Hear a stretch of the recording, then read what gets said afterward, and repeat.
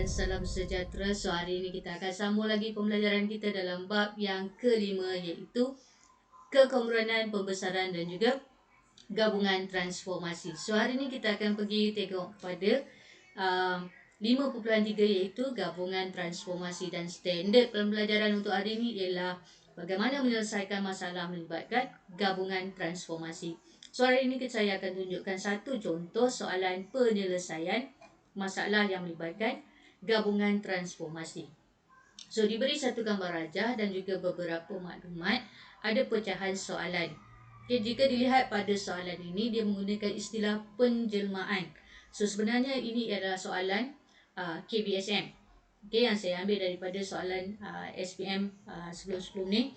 So dia menggunakan istilah penjelmaan. So istilah yang kita gunakan dalam KSSM ialah transformasi. So sebenarnya dia benda yang sama lah. Okay, kita merujuk kepada perkara yang sama. Okey, untuk soalan A1 yang pertama, kita tengok soalan akan minta kita untuk tentukan imej bagi titik A di bawah transformasi T. So ini hanya kita rujuk pada titik A sahaja. Okey, so gambar segitiga yang ada kat situ kita abaikan. Kita hanya refer pada titik A sahaja. So transformasi T ialah translasi 5 negatif 2.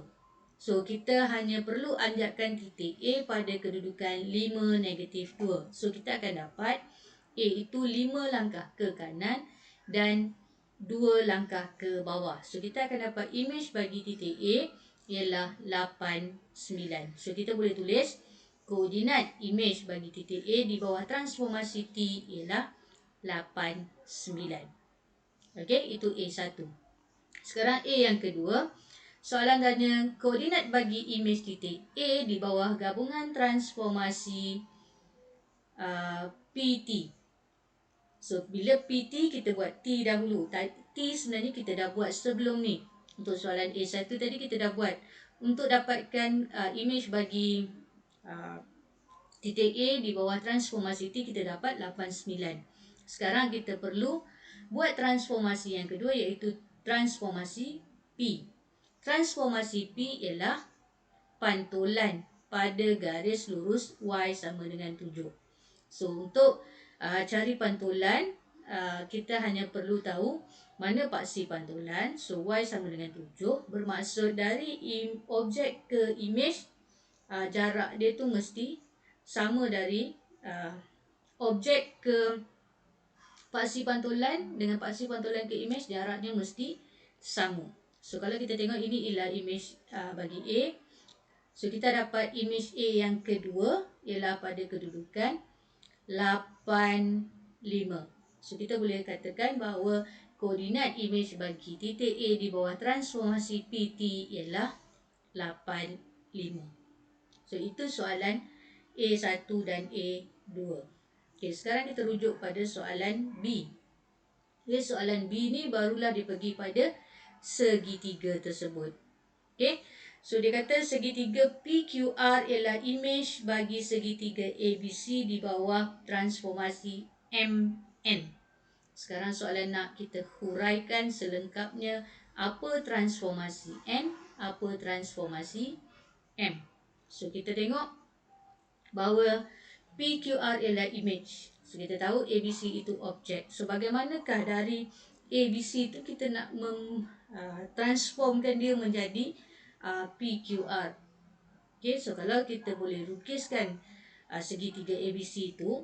So kalau kita tengok transformasi yang terlibat adalah putaran. Okay, saya harap kamu nampak bagaimana segitiga ABC ini diputarkan. Okay. So kita putarkan dari objek itu kepada imej yang pertama. Okey. So ini ialah putaran. Okey. So putaran mesti ada pusat putaran. So tadi kita gerakkan titik imej ABC itu ke bawah. So ke bawah bermaksud dia melawan arah jam. So kita boleh tulis bahawa N ialah putaran 90 darjah lawan arah jam pada pusat B atau pada pusat 5, 10. Okey, itu untuk N. Dan bagaimana pula segitiga ini dibesarkan?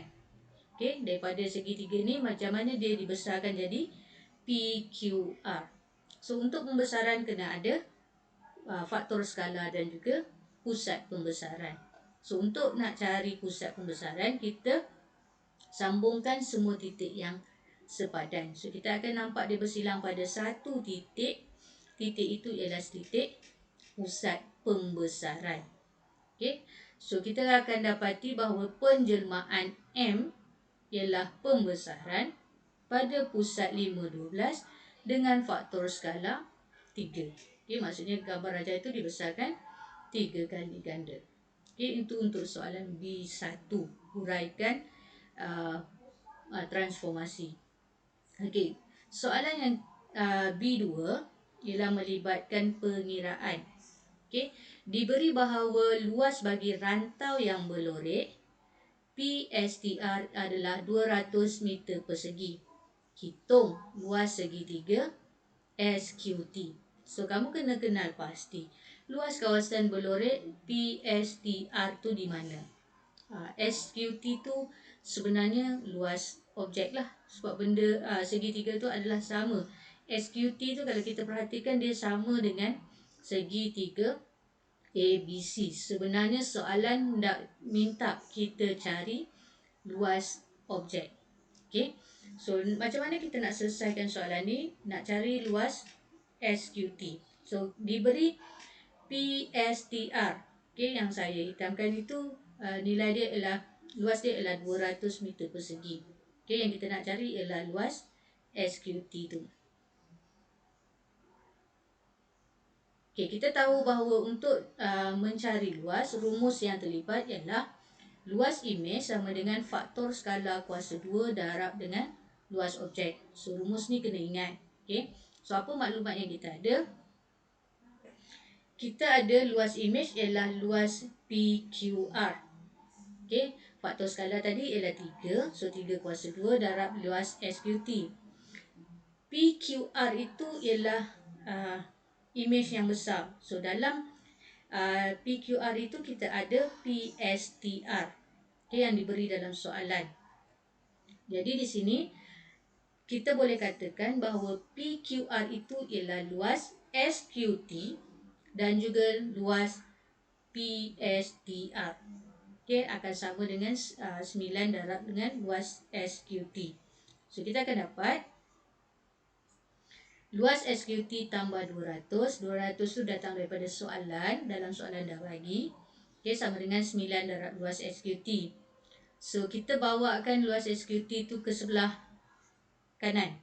So, 9 darab dengan luas SQT tolak 1 luas SQT. Kita akan dapat 8 darab luas SQT. So, berapa luas SQT? Luas SQT sama dengan 200 bahagi dengan 8. So, kita akan dapat luas SQT adalah 25 meter persegi.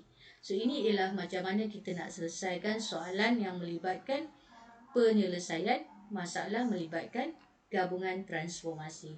Okey, sekian dulu untuk kali ini. Kita jumpa dalam topik yang akan datang.